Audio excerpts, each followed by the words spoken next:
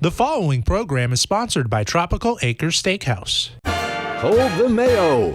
It's time for Mike Mayo's Lunchbox. Find out what's being served with Mike, Defo and Lubie, the only show that covers food, sports, and the proper maintenance of your car. And now, a man who had the distinction of having an entire health clinic named in his honor, Mike Mayo. I want the flim sauce with the awesome fave, with shafafa on the side. Hey, good afternoon, everybody, and welcome to another edition and another week of Mike Mayo's Lunchbox. It's another home show. I am on the mend. Gentlemen, Jeff Defo the Forest, Mike Lubie Lubitz, all of us in our homesteads. You notice anything different about me today, gents? You look skinny as hell. You look a little thin, yeah. You're scaring me. Yeah. I shaved my beard. Oh, okay. Well, you look thin. You're freaking me out. Have you eaten the whole weekend? Have you not eaten since Thursday? This is what happens when you shave the scruff off. I look younger and I look skinnier. I thought you guys would notice right away. It just goes to show. He was like frail. It was freaking me out. I'm like, oh my God, what's going on with him? Everybody said, oh, shave the beard, lose the beard. It looks better without the beard. I do it and you don't even notice. But that's okay. Better. I like it this way. You do you. It's your face, but I have not gotten on the scale this morning. I suppose I did have normal appetite. I am testing almost completely negative, but so I will venture out of my self-imposed isolation by tomorrow. Hopefully we could figure out a place we can go to. But let me just start by saying it's great to be a Miami Dolphin hater. It's great to be a Miami Dolphin hater. It's great to be. It was profitable for me too yesterday because bet the Patriots. I did bet the Patriots on not even on the money line plus 120, and then I got greedy because I did a 3-team parlay. I was trying to turn $40 into $400. I had 2 out of the 3, but this is what Ken always says: the stupid gullible masses like me. I got greedy. I mean, I took my $20 straight win bet and then was trying to basically. I also did a 3-way parlay, straight up winners, Patriots, and then I had the Indianapolis Colts, thinking that that they actually might be a decent team, and they squeaked out a win against the Denver Broncos at home. And then you know who tripped me up? Freaking Minnesota. I can't believe it. Minnesota. Wow. So that's the gambler's lament. Jeff Defo the Forest, how was your weekend? And did you manage to eke out any profits on any of the sporting activities? That was all right. I mean, was dead wrong about a couple of things. Had a couple of things come through. Some real tough beats in the NFL yesterday. That game that you won, I mean, my God, they try a 60-yard field goal and miss it. And they call a ridiculous penalty, a leverage penalty, on the guy that was trying to go over the top. Very questionable. They move him 15 yards ahead, and the next thing you know, they kick the game-winning field goal, and that reversed everything. So that was a tough beat. Jaguars I had +3 and a hook, and they managed to blow that game with a very suspect coaching decision. And I guess the startling thing, Lubie and I were talking about it this morning, is that maybe we underestimated the great Mario Cristobal. He annihilated South Florida, and that was impressive. And now all of a sudden, this guy Beck is the Heisman Trophy leader, according to many. So maybe they're not. I mean, this will be interesting this weekend when they take on Florida, who ended up suffering another loss. I'm going to use the horse racing analogies because that's what I like to do. UM is a horse that runs the first quarter in 21-2.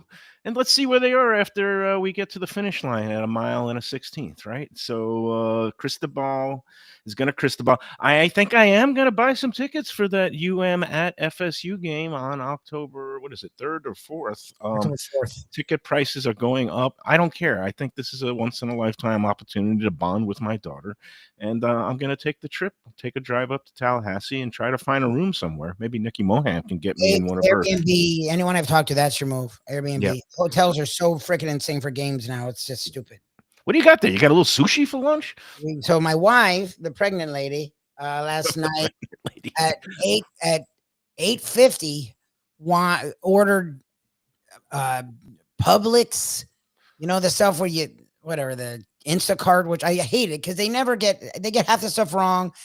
Sometimes they ask you, but sometimes they don't, and whatever. So again, she is pregnant. So there are sushi you can have, especially when you do the Cooked. fake crab. The fake crab you can do. And Shrimp. then Usually the shrimp is cooked. shrimp is cooked. Yeah. Okay. So she ordered a fake crab one. They bring the food.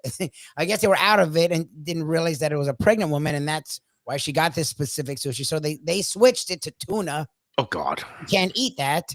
So I didn't want this last night. I don't really want it now, but I'm eating. And Publix actually does a nice job with the sushi. I'm not gonna lie to you. They do a decent job with it, but I have no interest in this.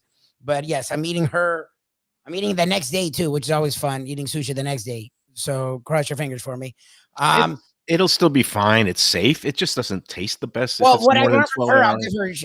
if you leave it out for a little bit, the rice will Right. like, warm up a little bit, and then you can eat it. Whereas opposed to if you try to eat it out of the fridge, the rice. I would not put it in the microwave though. No. I'm You kidding. just leave it out for like 15. I mean, you can't leave it too long, but if you leave 15, 20 minutes, it's edible. So yes, this is, I'm eating Publix sushi for lunch, even though I did not, and it's with cream cheese. Like I always think the cream Oh, cheese God. is This excessive. Like I don't. California roll thing. That's horrendous. Well, she I mean, just wants anything with cream cheese, and that's wonderful as a Jew. I love my cream cheese, but I don't need it with fish, like with tuna. And well, no, I mean, smoked salmon lox fine. with cream cheese on a bagel is fine, but once you start rolling mahi it up mahi, with she'll get rice, these really nice rolls and then throw cream cheese in it, and I'm like, okay, like that's Yep. the purpose of the roll. I mean, putting cream cheese with some of these fish, it to me in a sushi roll, it's like putting pineapple on pizza. It's just it's like ugh. It's something that the Japanese don't do because generally the Japanese and most Asians don't put any dairy or and it's specifically cheese with their especially with their fish or any of their dishes. But hey, lesem gayam, as my uncle used to say. Let them be. Let do anybody whatever makes anybody happy. Did you have any good eating or dining experiences or happy hours over the weekend, Defo, or were you just kind of? Did go yesterday, and let's see. Yeah, a couple of things happened, and all local, interesting. A nice turnaround by Eddie Houck and the people at Brews Room in Pompano Beach. Had some disastrous kitchen overload on the first weekend of the NFL season, packed in there. And I have to say, I mean, walking up there, I was talking about it with Lubie this morning. Walking up there, you would have thought you were at the game. That's Walking crazy. into the place about 1:00. I mean, it was a buzz, and it was absolutely fantastic. And they really did a good job. I mean, how they accommodated this many people in a fashion that they did. I mean, pretty quick service and reasonable prices. It was great. And then last night I was at Aruba, and I can't believe I know it's not quite the season yet, and September is supposed to be the worst of months for restaurants. But Lauderdale by the Sea was cranking across the board, absolutely packed all over the place. And a lot of people out there just having a good time, real nice experience all the way around. And Aruba, one of the fine sponsors at one time of the Lunchbox. I love Aruba. Yeah, go ahead.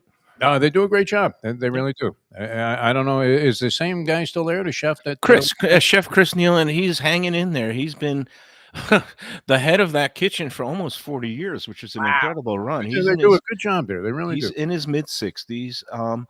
Look, I hate to compare places, and everybody has their own niche. Obviously, we love the guys at Even Keel because they've been longtime sponsors. It's a whole different thing. It's different. This is a more basic. You know, you go in there, a couple of people, playing music. People were dancing. Fun vibes. It's good. It's right on the beach. Yeah, it's literally one of the few places that has tables literally in the sand. You could actually dip your toes in the sand. I think it was probably hopping last night for one of two reasons. Either A, all the Dolphins fans have already given up on the season, and now they're just going to get, just bombed, just drown their troubles.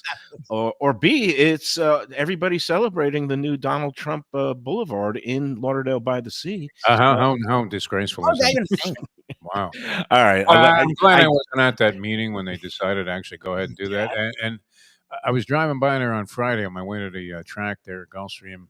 And I'm thinking, I like Seagrape Boulevard. I think it's a classic street. Seagrape, classic name. Yeah. Of course, La Spana's original Hoagies had their, original location there, which they've now moved it onto commercial. But, I mean, a classic street in South Florida history. And you're going to put Trump's name on this? I mean, no matter what, even if the country was evenly divided, 50-50, 50% of the people love Trump, 50 hate him. Why would you do that? I mean, for what reason is this man being honored in the city of Lauderdale by the Sea? Has he done something? Is he going to fix the pier? Is he lowering the prices of oysters? I mean, what has he done to deserve this distinction and to have everybody reminded for the rest of their lives? I now regret. They drive by Seagrape Boulevard, one of the classic streets in all of South Florida. That this guy was president a couple of times. Unbelievable. I now regret going down this road, so to speak. But no, but the bottom line is this: there are some communities in South Florida that put Barack Obama's name up on streets. I know that West Park did that in the middle of his first term due to the historic nature of his election. And now there are some Trump supporters who feel obliged to do the same and pointing that Trump is kind of the first Florida president, even though he was born in New York and was considered a New Yorker until he, basically took up residence at Mar-a-Lago. I mean, Mayo, you're a political reporter. Who spearheaded this movement? It's a guy named Richard DiNapoli who is a commissioner.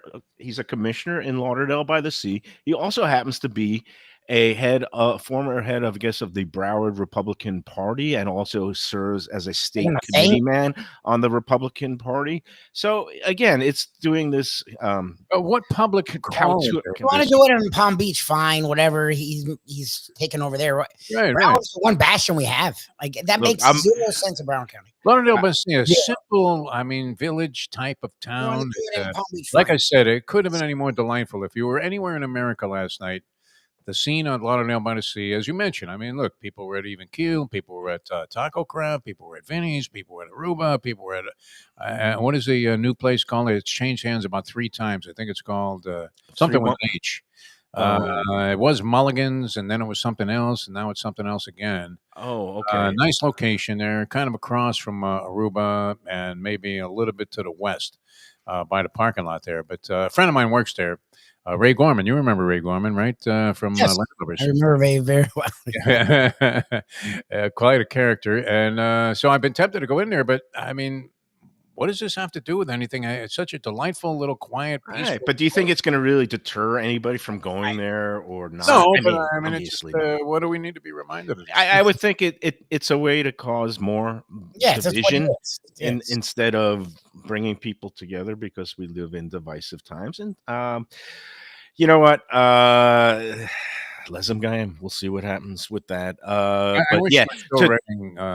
If I was writing a news column now, I would be maybe suggesting other great convicted felons who deserve their own streets in South Florida, because South Florida is a place that loves to celebrate felons. We are the place that gives new life and second chances to people. So why not put them on streets? Build statues too. So that's the next thing. All right, enough of that. Let's get into the.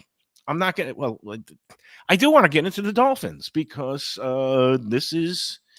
Look, I don't take any pleasure in it. Actually, I do, because I said going into the season that it looked bad, and I was rooting actively against them, and everything we thought might be the worst case scenario is coming true. But I am going to start with this one thought, and it is a cliche, which is it's a game of inches. Because what's the narrative today, or what is everybody saying, and how is everybody feeling if Achani doesn't step out of bounds by 3 inches and actually scampers into the end zone, and the Dolphins presumably kick the extra point and win the game by a point? It would have been 34-33. They wouldn't have covered because of the dreaded hook. They were giving a point and a hook, but they still would have won and been 1-1. And then people would have said, okay, maybe they could still turn the season into something, even though they're going to lose in Buffalo and lose this game.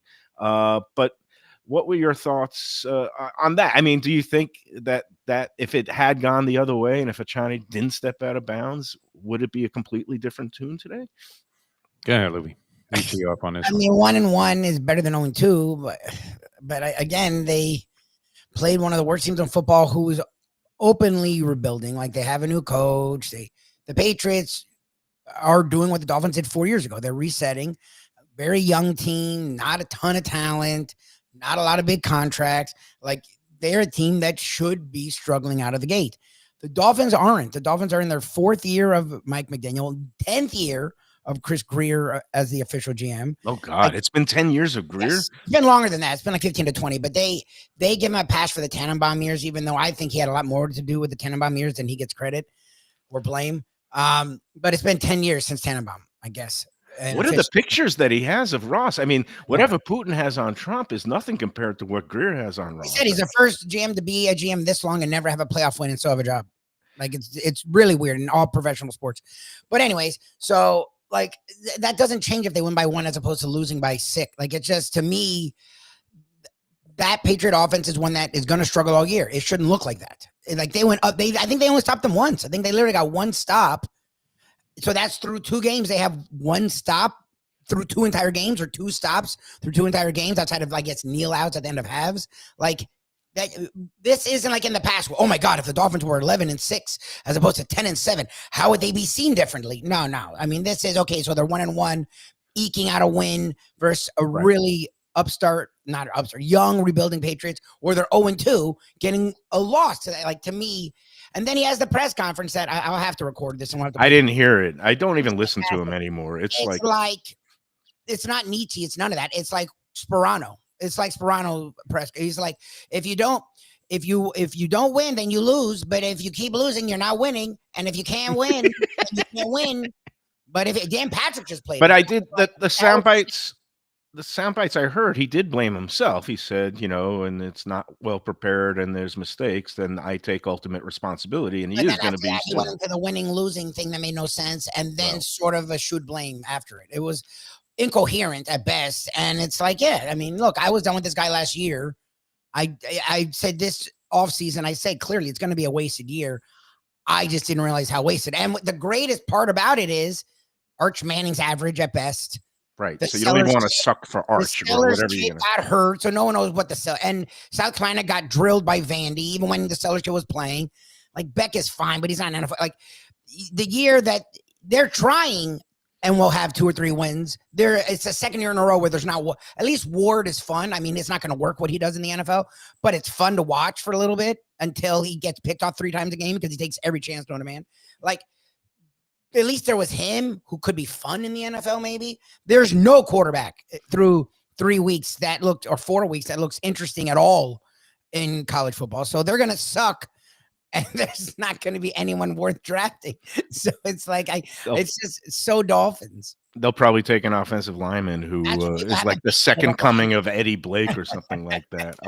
Defo, do you find any silver linings, any reason for hope or optimism after what you've witnessed the last 2 games? I have a couple of problems. Number one, I mean, the most obvious is how lacking in preparation is this team when they get hammered out of the gate in both games they played so far this year. They're down 2 touchdowns in the Patriot game. They were down 20-0 at halftime in the Colts game. And this is a deeper problem, Mike Mayo, and maybe a little bit sort of esoteric or whatever. I don't know the exact philosophical term. When I was a kid growing up in the 50s in Brooklyn, and I don't know how it was when you were a kid in Brooklyn because it was years later, and it might have changed the whole mentality. I'm only 15. You were considered less than manly. I don't know a good way to put this. If you were wearing shorts, okay? And I remember clam diggers came out when I was like 7 or 8 years old, where you were wearing pants that were slightly above your calf. And it was a step forward. I mean, it was like wearing bell bottoms when they first were developed. You were really challenging the fashion police if you were wearing these kind of pants. This Mike McDaniel has to get rid of those stupid pants. I mean, he looks like a little Dutch boy. I mean, it looks pathetic. I mean, you're watching Dan Campbell with the muscles and the veins popping out of his head. And look, they had a lousy game the first week. The Lions, they come back, they crush their former offensive coordinator and the Bears 52-21. There's a man's man, but I mean, when you see this guy after the game making these mealy-mouthed excuses and well, if you win, you win, you lose. I mean, what are we talking about here? But get rid of the pants. That's the one beef. Get rid of these pants. Put on a pair of pants. I don't care wearing Dolph and Denny's coaches shorts that they have in the case there at the Dolphins training center or whatever they used to. He can't wear these pants and be the head coach of his team and get anybody's respect. I would even rather see him in the Harvey Green shorts, the way too tight shorts that Harvey Green used to wear. Now, was it like that in Brooklyn when you were a kid? Because if you were wearing shorts, now part of the reason was that we used to slide on cement when we were playing punch ball or stick ball. Yeah, stick and ball, you were, sure. And you were sliding into second base. It didn't matter if you were on the street, the sidewalk. You would go ahead and do like a Lou Block feast first slide. And you couldn't be wearing shorts in that case. But in summertime, we used to wear shorts, but it was like I would get teased for corduroy pants were the things that was like was very, and that was kind of in vogue in the 70s when I was coming. And my mother used to drag me to a clothing store named High Friedman and make you try on all these corduroy High Friedman on Avenue U. Oh my God, talk about childhood trauma. I had some corduroy pants, not corduroy shorts though. Oh no, not corduroy shorts, but just corduroy pants. I would take a ribbing for that. But they were big at one time. But I think in one respect, it's kind of fitting that McDaniel wears these kind of. He looks ridiculous because he looks like the Dutch boy trying to plug the hole in the dike with his fingers. And he goes running off, and it's like, what is this? I mean, know. Come on, be a man. Well, not that it's unmanly. It's not a flattering look. It's not. If you're trying to, it looks weak. If you're trying to project toughness, Belichick wore the hoodie because it would be like 30 degrees. Why does he wear hoodies? And you've covered, so you've been down there. There's nothing hotter than a field. Oh, it's unreal.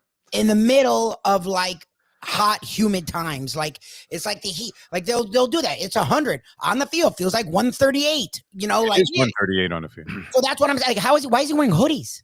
Probably because he's trying to protect his scalp from the UV rays of the sun. And he doesn't want to get skin cancer. Wear a hat. We've seen coaches wear a hat. Like I don't. Yeah, but some people like the hoodie. Like boxers, when they do their road work, even though it's hot and they're sweating and they're schwitzing, they're putting on their trying to get in shape. What is he doing? All right, let me get back to just bashing this team because I don't know what he's doing. Ever. It's. All right, another one. It's cliche Monday, but another cliche is good teams find a way to win and bad teams find a way to lose. And the Dolphins found a way to lose. They're a bad team. And let me count the ways because, you know, when you get a momentum changing punt return for a touchdown like they did, what's the one thing you can't do? And that's allow the other team to return the ensuing kickoff for an even longer return touchdown. I mean, it's just like unbelievable. Okay, Tua, even though his passer rating was okay and his numbers were okay, let's take a deeper look. And I think Jason Cole, who's great, by the way, on your morning show, alluded to this. He really had 2 interceptions, but one of them was called back by an offsetting penalty. And both the interceptions were horrendous. Bad decisions where he's checking off and throwing to receivers who are not there and right into the other team. And one of them, a killer one in the fourth quarter when it's crucial. The earlier one was negated, so that doesn't count. But then even finally, he throws a deep ball to Hill. That was an underthrown pass that should have been broken up by the defenders. Hill came back to the ball. That wasn't a good throw. And everybody's saying, yay, they finally got a long throw. But even that one wasn't a good throw. And then, of course, you have his just inability to run now for obvious reasons and all these things. And then, you know, at least in the Giants game, which was a freaking great game, and they ended up losing in the end. But at the end of regulation, you know, you got a great savvy veteran Russell Wilson. He goes back and he's able to do what he needs to do, which is heave a ball towards the end zone, and his guy makes a catch and ties up the game with it was a go ahead at that point, right? And but what does Tua do what do they have to do? They have to get it to the end zone. He's like throwing little dinks and dunks over the middle, and then when it comes down to making their last gasp play, he doesn't even get off the ball to get it into the end zone. He gets sacked. And it's just so annoying to watch. As if you were a fan, it's annoying to watch. Me, as a Dolphin hater who's betting against the team, I'm loving it. It's great. Keep bringing it on. I hope they go 0-16 because I don't see any reason to have any hope for this season. And then watch them go up to Buffalo and win at like plus 1,200 or something like that. But I don't see that even in the realm of, I always like to say when everybody's going one way, bet the other way. There's no way I can see the Buffalo Bills losing this game on Thursday night up in Buffalo. Anybody want to prove me wrong? No. I mean, look, again, sports, crazy things happen. This seems just not there. It's not about, they're just one play away. it's just a mess. And it comes from the top down. And it's now been years of this. And Stephen Ross, finally, they showed him in the box and he looked perturbed. It was the first time you've seen him look perturbed in all these years. It was like, it's about time. Like, what have you been watching the last 4 years that they've been increasingly getting worse and worse. You should make money off the team. I mean, there's some games in there that I guess they could win: Browns, Panthers, Jets, but it's not like they'll be the automatic better team. Like, they're not the better team against anyone in this league right now. To me, they're the worst team in the league, and I'm curious if they prove me wrong. And what Defo alluded to, right, the preparation, the lack of fire coming out, and just the constant penalties and offsides. And I don't know if they're quitting on McDaniel. I don't know what is going on, but it's showing a team that is just alarming in everything they're doing and executing and not executing. Meanwhile, the chat line, it shows that Eddie Giacomin rolled a 7. Rest in peace, old Ranger goalie Eddie Giacomin, who I grew up rooting for the Rangers, and I loved watching those teams. Defo, do you have any thoughts? Did you have any run-ins with or experiences covering Eddie G? I was a big Eddie Giacomin fan, of course. Grew up a Ranger fan. That's sad to hear about. I was sort of stunned. I know they had the big fight this week, and then the next day we wake up to the news that British fighter of some distinction, Ricky Hatton, had passed away at 46. And I was thinking, wow, I mean, it's a short trip. Yeah, there's no guarantee. But Eddie Giacomin was great, man. I loved him. And I would imagine, that there's definitely a lot of sentiment around, all Ranger fans and hockey in general, because he seemed like a guy of great distinction also. And my favorite Ranger goalie in history was the Gump, but Eddie Giacomin would have to be a close second.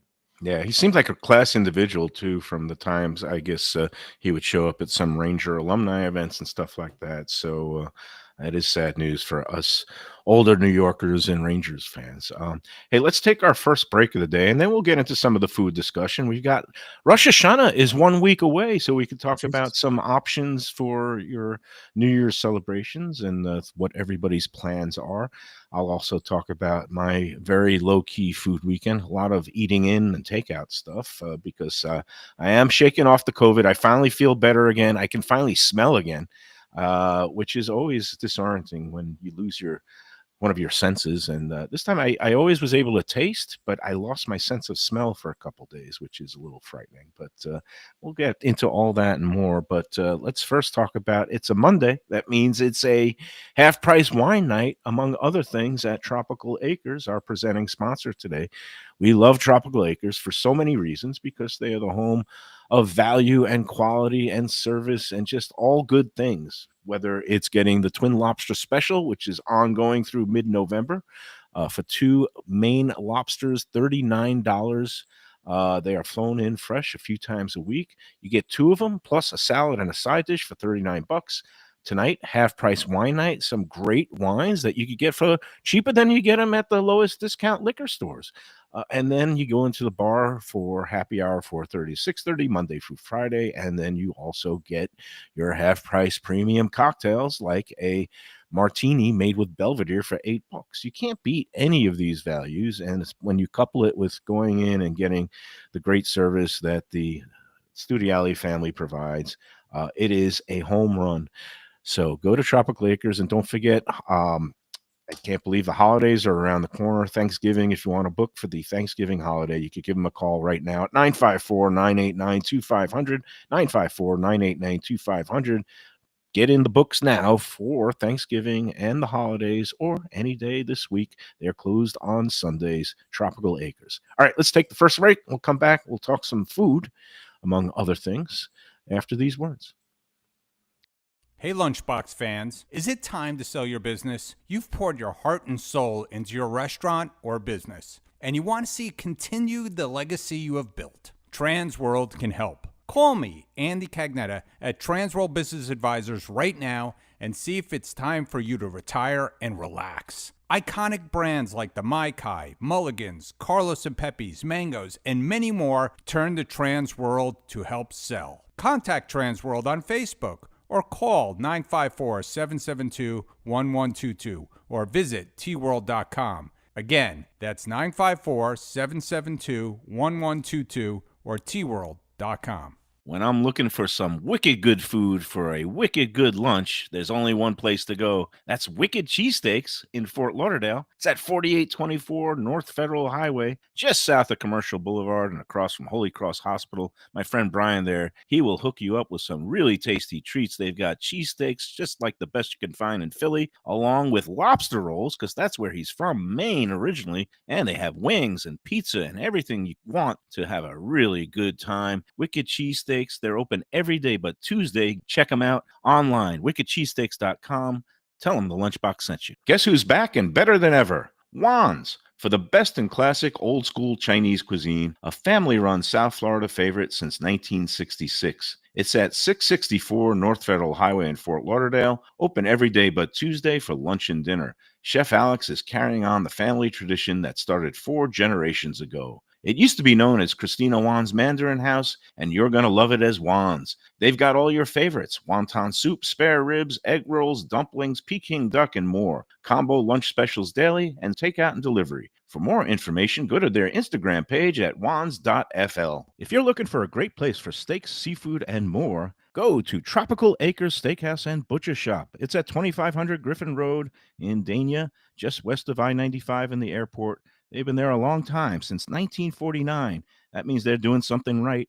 You'll get old school hospitality from the Studiali family, along with great value, tremendous service. Of course, you could also go into the bar for happy hour every day, 4 to 6, and they have great value all night long. Also, a butcher shop that's open every day from 10 a.m. to 6 p.m. except Sunday. The dining room is open every day at 4:30 except Sunday. Go to Tropical Acres. Tell them the Lunchbox sent you.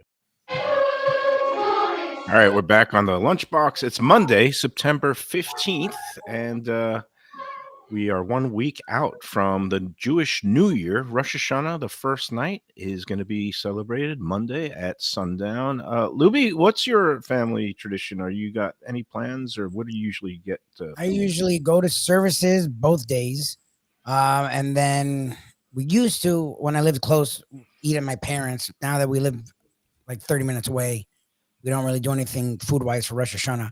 And then Yom Kippur, we'll go to services, and then I'll go home, and then at night we'll go back to finish off, and then we'll do breakfast at my parents'. Okay. Some bagels and whatnot. Nice. And do you know what year it's going to be in the 58 something? 5786 is what my Google machine says. So that's supposedly how many years old the Earth is. Okay.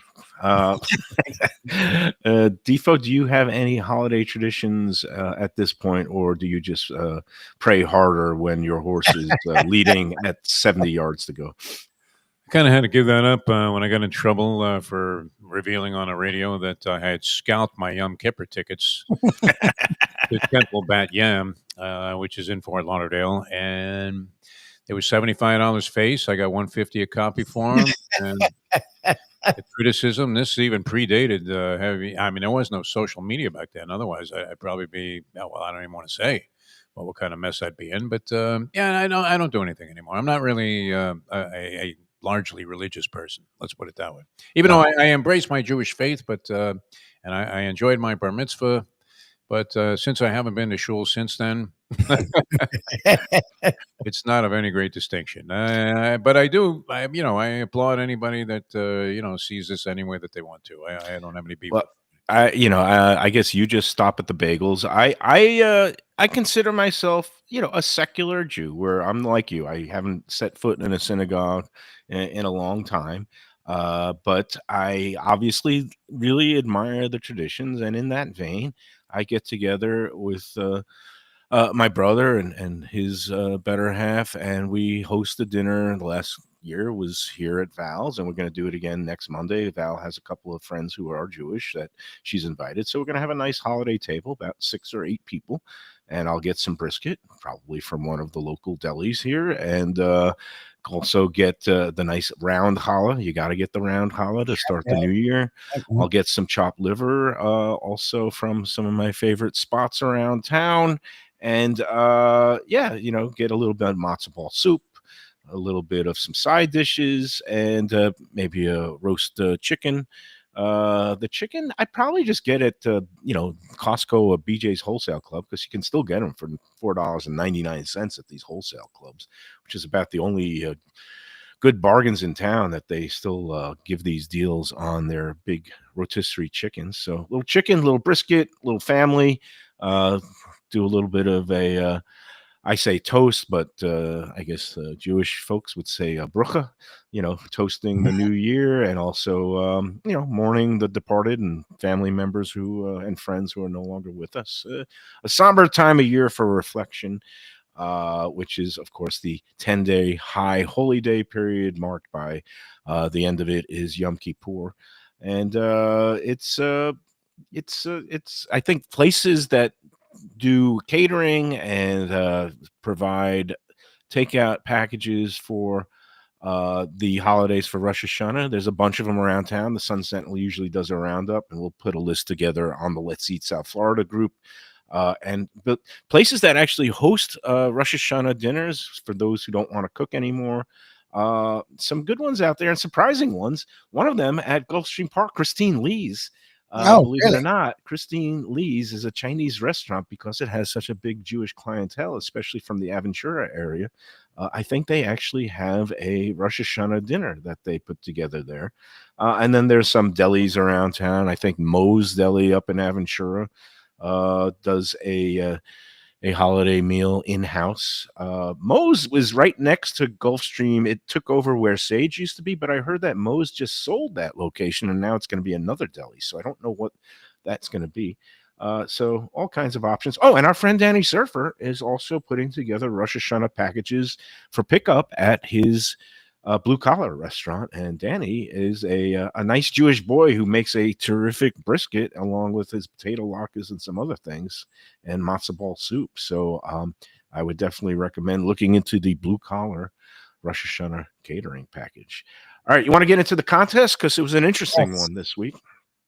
Let's do it. Of course, our weekly 10 Palms Gulfstream Sunday brunch contest. And don't forget, Gulfstream, 10 Palms, Gulfstream Park, Joe Beja and crew are putting on another one of their great monthly Taste at the Track events this Saturday. It is the Bourbon and Barbecue event. It's upstairs on the 3rd floor, the Flamingo Room. And if you want tickets, I think the VIP tickets are going fast, but it's a great deal for $85 all day. You get in at noon and you're there till 4, and you can bet on the races and sip some fine bourbons and have some great barbecue.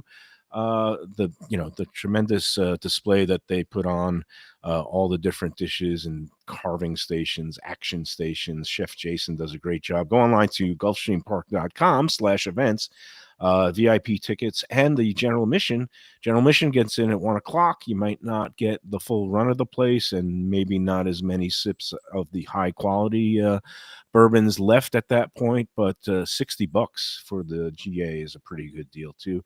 We'll see you out there. Lubie, are you going to be able to attend? Are you gonna... I don't know. We're trying. After the run-ins we've had with people getting COVID again, we're in this last stretch, so we're sort of weary about being in things. You're going to hunker down? You go on a plane to Mexico. Yeah, but that's the thing is like we have lounge access, so we are not near anyone. Okay. We don't walk up until they're already boarding, and we get the back of the line. The airplanes, as we know, are actually ventilated better than outside half the time. So, and then at the resort, it was all outside. So, like, I can't even lie. Even with this trip, we still sort of kept our distance from people. So, I really want to go. I'm upset I missed the Cuba experience, and anyone who has a chance, or the Nights of Havana, go. The Bourbon and Barbecue is extremely well done. I may not be there because we're in the last 2 months, and we're just trying to be really smart and safe as much as we can. No, you could. I completely understand. We're at restaurants. Look, I'm not done, but it's just, I don't know, man. The world we live in right now, where people are yelling about vaccines, like it just scares the crap out of me to be around in a room with like 400 people.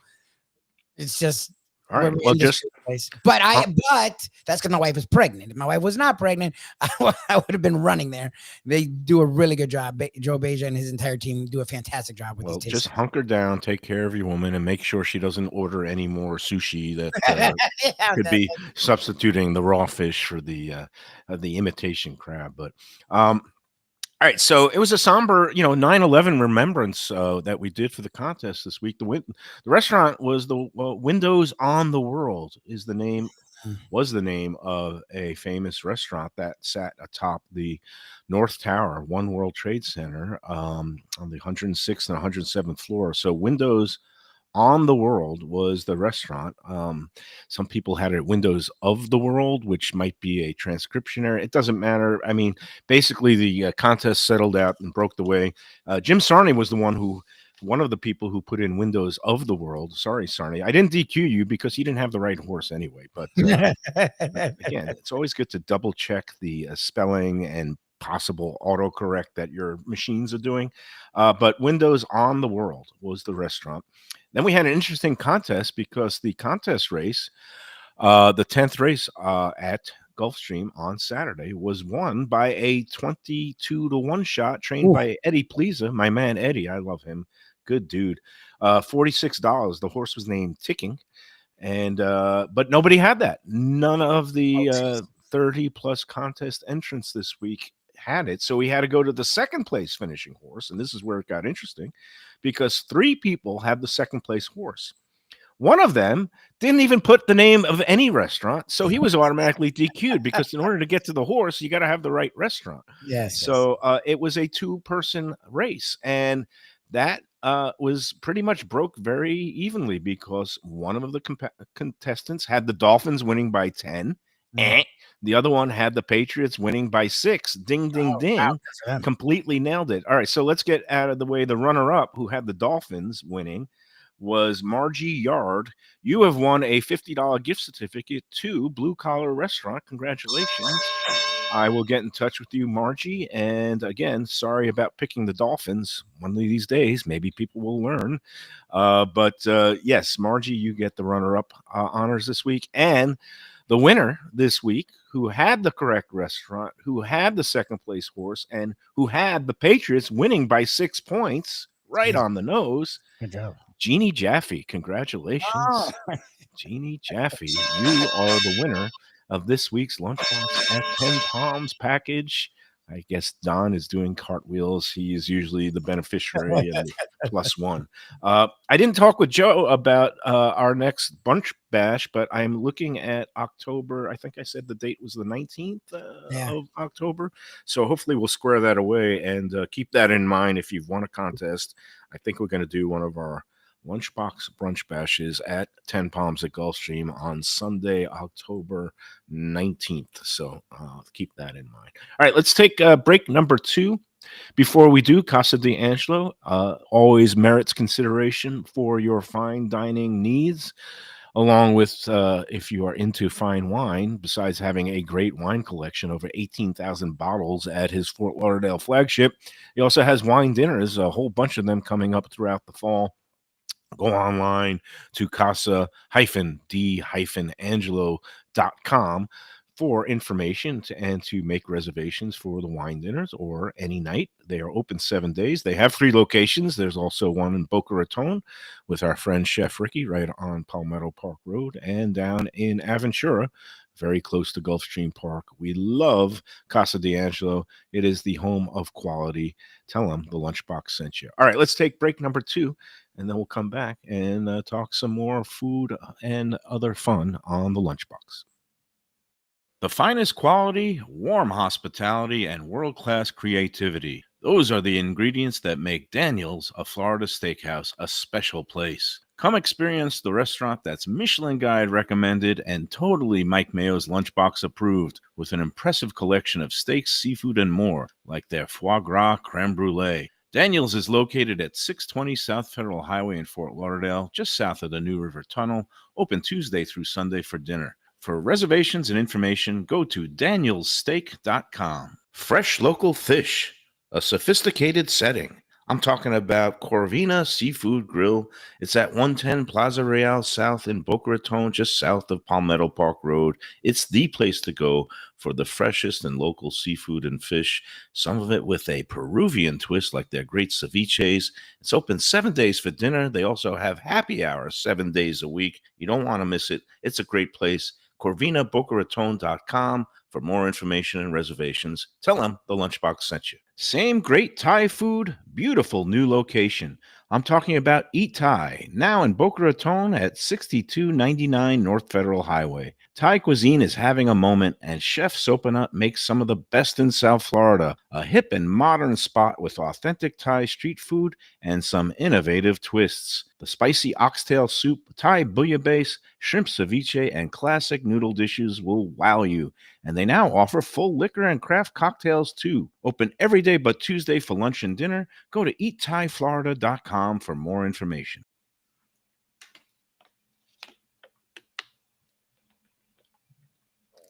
When people come to me and say, Mike, where should I go out to eat? I got guests coming from out of town. Where should we go? Cafe Seville. That's the answer. 2768 East Oakland Park Boulevard. It's a Fort Lauderdale perennial, serving the finest in Spanish and continental cuisine in a cozy, friendly, comfortable setting. Joey Esposito and Sally, his better half, they've been running the place for a long time. It's been open since the 1980s.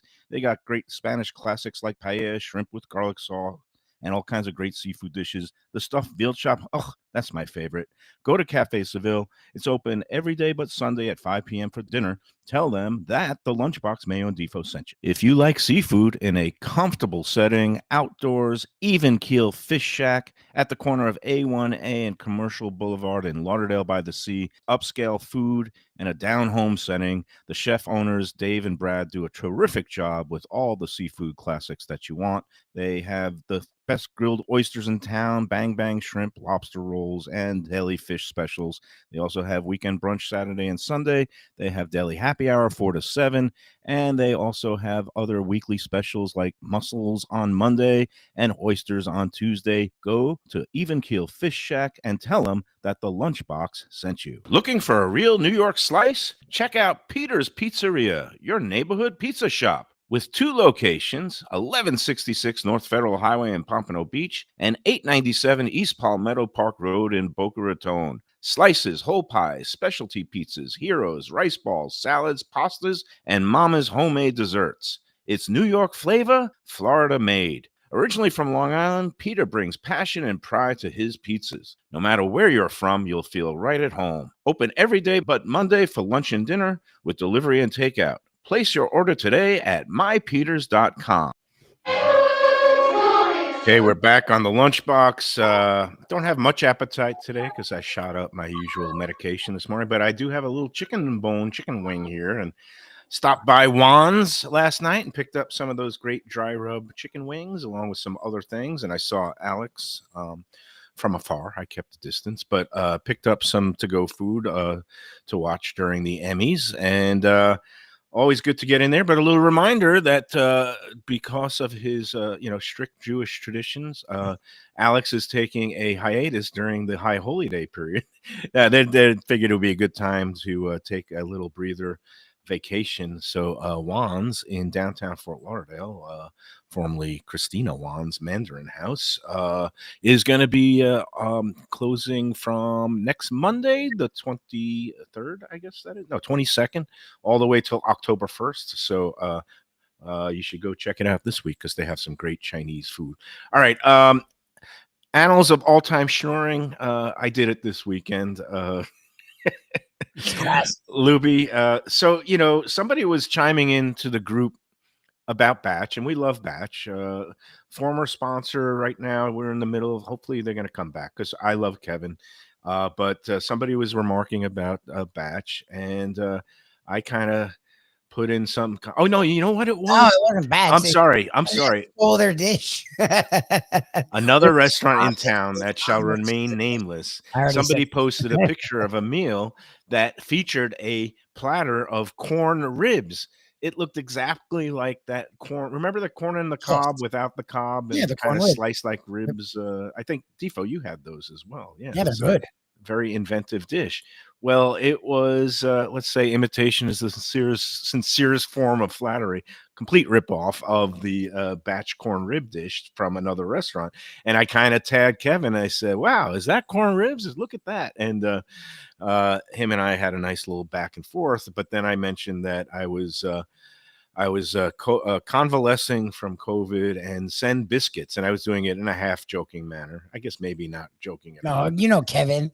And what shows up like a half hour later, like a Uber delivery driver comes with a whole bunch of batch biscuits along with a get well card from the whole crew there at the batch in downtown Fort Lauderdale.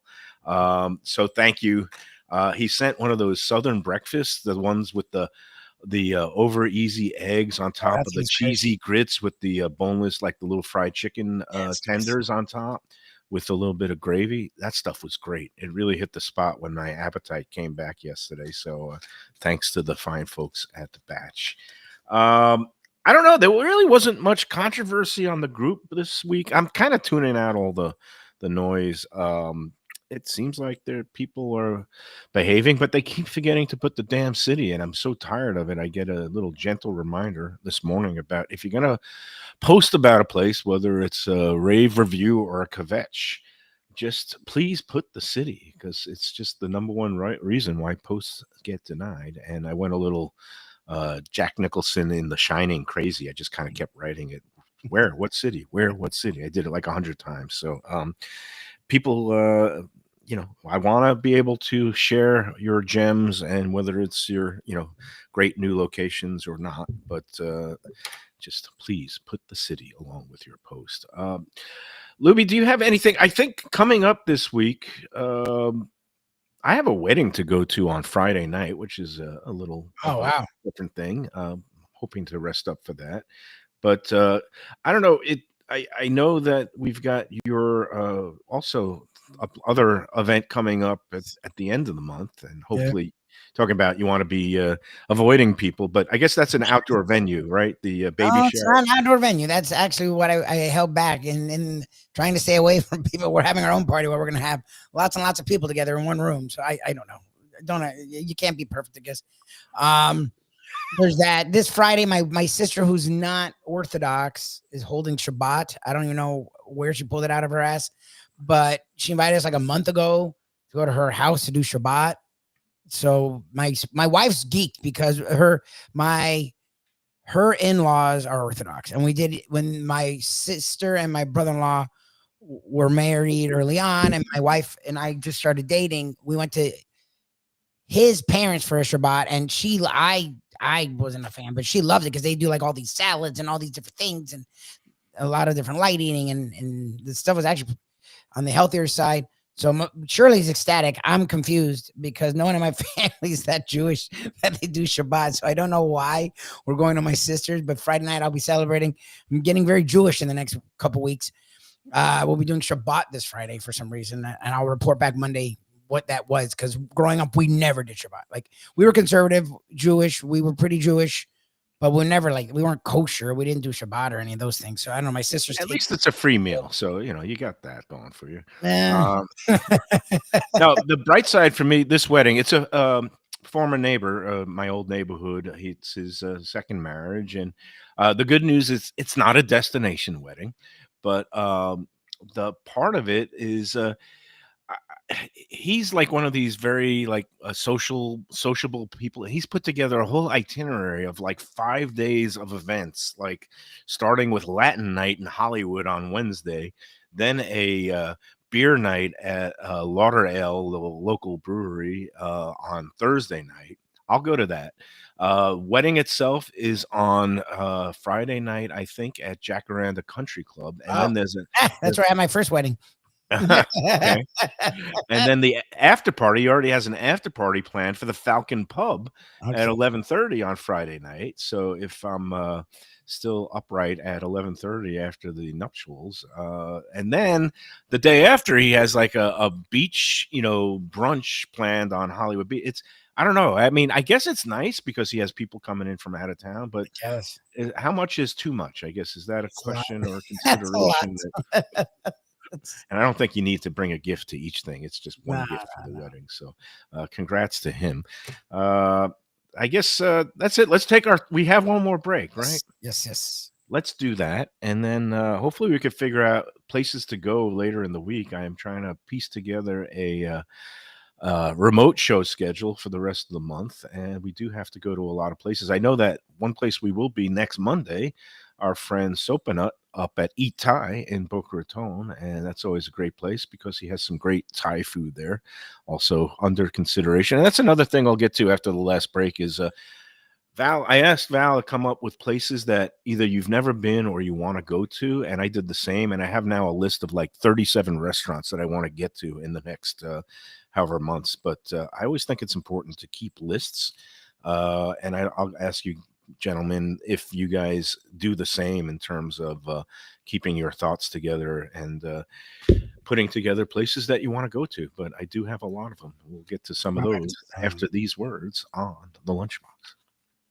When people ask me about the best restaurants in South Florida, Casa d'Angelo is always at the top of my list. First-class dining, top-flight service, elegant atmosphere, and chef-founder Angelo Ilia is legendary. The flagship in Fort Lauderdale has been serving the finest Italian cuisine since 1997, with other locations in Boca Raton and Aventura. As Angelo himself says, they have an unwavering commitment to unparalleled quality with meticulous attention to details. It's so good, with house-made pastas, pristine seafood, unique meats like elk chops and bison, and seasonal specialties including fragrant fresh truffles from Italy. All locations open 7 days for dinner. Reservations recommended for a special occasion or any occasion. Casa d'Angelo. Tell them Mike Mayo sent you. Hey, it's Mayo for Gilbert's 17th Street Grill. You know me, I love family-run places with quality food at fair prices served with passion and pride. And that's why I love Gilbert's. For more than a decade, Lenore, Beth, and Richie Gilbert have been serving up the best burgers, wings, ribs, salads, and desserts. It's a fast casual spot. Everything prepared fresh to order from an immaculate open kitchen. They're at 1821 Cordova Road in Fort Lauderdale in the Cordova Shops just south of 17th Street. Open every day but Sunday. One of my favorite burgers in South Florida. Big, round, juicy pucks of 100% Angus beef, char grilled to perfection. And don't miss the sweet potato fries on the side. They're legendary. Go to Gilbert's, feast, and be happy. Tell them the Lunchbox sent you. Delicious Mexican food with innovative twists. Margaritas with a medley of tongue-tingling flavors. I'm talking about Taco Craft, Taqueria, and Tequila Bar. The place to go on Taco Tuesday and every day. It's located at 510 North Federal and Highway in Fort Lauderdale, and also in Lauderdale by the Sea at Plantation Walk and Coral Springs. Taco Craft has specials every day, including bottomless drinks for Sunday brunch, and Taco Tuesdays, including their new birria tacos with bone marrow broth. Oh, it's so good. They've even made a taco lover out of me, and they've got so much more, including fajitas, that open-faced smashed cheeseburger tortilla that's new, and a guacamole sample that's an explosion of flavors. The kitchen is open late. There's delivery and takeout. For more information, go to tacocraft.com. Tell them Mike Mayo, the Lunchbox, sent you. A tradition for South Florida sports fans for more than 30 years, Shenanigans. It's at 1300 South Federal Highway in Dania Beach, the place to go for all your favorite teams and events and food that's not your ordinary sports bar fare. Award-winning wings, burgers, fresh fish, and more, TV screens galore, and all-day happy hour specials. The kitchen and bar are open into the wee hours, perfect for late-night bites and very close to the airport.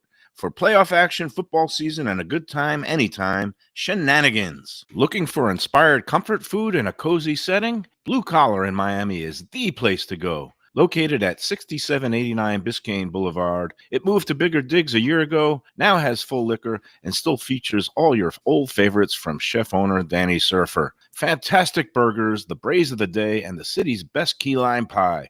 And the summer specials are sizzling. Miami Spice menu in August, September, and drink specials every day. Open daily with weekend brunch. For reservations and information, go to bluecollarmiami.com. All right, we're back on the Lunchbox. Did anybody watch the Emmys last night? Anybody? No? Okay. I just was a little surprised and disappointed that my favorite show, it was comedy and drama, not The Bear, because that's not a comedy at all. But Shrinking is a great show, and I really thought show. I love Shrinking. It's the best written show I thought on TV, and the way it skirts the line between tragedy and comedy and just everything, and the performances. Harrison Ford Really is good. great. Harrison Jessica Ford Williams is great. was really Harrison good. Ford did not win, and it didn't even get nominated for any of the writing awards in comedy. So, and the studio won everything. And look, the studio had some good episodes. Seth Rogen, It was a weird show because the cast is great and I like the idea they're going for, but it's just I called it a trifle. The whole thing was just a trifle. But if there's one thing we know and we've learned is that Hollywood loves things that are about Hollywood, even if it's lampooning Hollywood. So it swept the comedy awards, and I was kind of miffed about the whole thing. I don't know why I get emotionally invested in awards. And the host, Nate Bargatze, he had a interesting little gimmick where he wanted to keep the show on pace, and everybody was supposed to keep their speeches to 45 seconds. And I basically set a countdown clock, and he started with a kitty of $100,000 that would be donated to the Boys and Girls Clubs of America if people hit their marks. But every time anybody went over by a second, he would deduct 1,000. Oh, Jesus. And some people playing to the spirit, and kudos to John Oliver and even Stephen Colbert on his first award. Basically just gave 5-second, 10-second speeches because he would add on to the kitty if people went under. Guess what the total ended up after the full show? Owed money. Oh yeah, it was minus 46,000. Like it went from 100,000 to minus 46,000. He made money. Well, at the end of the day, he ended up kicking in 250,000 anyway, and CBS kicked in 100,000. So they still donated to the charity. But it just goes to show that even with charity on the line, the Hollywood types can't get over congratulating themselves and their agents. So anyway. I think that's going to do it for today. I'll get into the whole restaurant list tomorrow, but do you guys do this at all? Like where you and Shirley say, we really need to try this place, and then actually put it down on a list and then come up with like a top 10 of places that you go? No, we'll run through places we want to go through, but we should do the listing, because then the moment we want to go out, we're like, oh crap, what were those places we wanted to go to? And we end up just going to like the Catherine Reunion. This is it, my friends. And I'll go over some of my top choices. Defo, do you ever do any of that with happy hours now? Like happy hours that you want to check out? Or never physically make a list. No. Does this show a level of either insanity or meticulousness that is to be admired or pitied? Or what do you think? It's insane. All right. Well, I'm organized. I like to be organized. I'm also getting to the point where between my advancing age and my COVID brain that I forget things. So it's good to have things written down. Maybe if the Dolphins would write down some things, the players would remember the plays and who's supposed to line up where and not to take penalties. But we'll see. Man, Thursday night is going to be here very, very quickly. Way too soon. And I wonder if our friends at some of our sports bar sponsors, Shenanigans, D Sports Bar, I think people will come in on a Thursday night game to see the massacre. I mean, it's kind of like watching a NASCAR race. You want to see the wrecks, right? So, or no, or are people going to give up on it? I mean, look, we watch our Dolphins down here. It's getting increasingly harder and harder to watch. I mean, well, and versus that team, they've struggled as it is. The Buffalo's just sort of turning it on right now, and the Dolphins are just an utter disaster. It seems like two opposite forces coming together at the same time, and it feels like it's going to be an explosion. Very bad for the Dolphins. But look, we'll see. It's sports. I guess you never know. Are any of the sports books, giving action on whether McDaniel will last till the end of the season? And what would your bet on that proposition I have be? no idea. Defo would know that more than I would. I think he goes all the way. Yeah, we'll see. Why not at this point? You've already made your bed. Why don't you just lie in it? That pile of stench. All right. Tomorrow, I don't know where we're going to be, but we'll be somewhere. And tune in then. Until then, enjoy every chicken wing and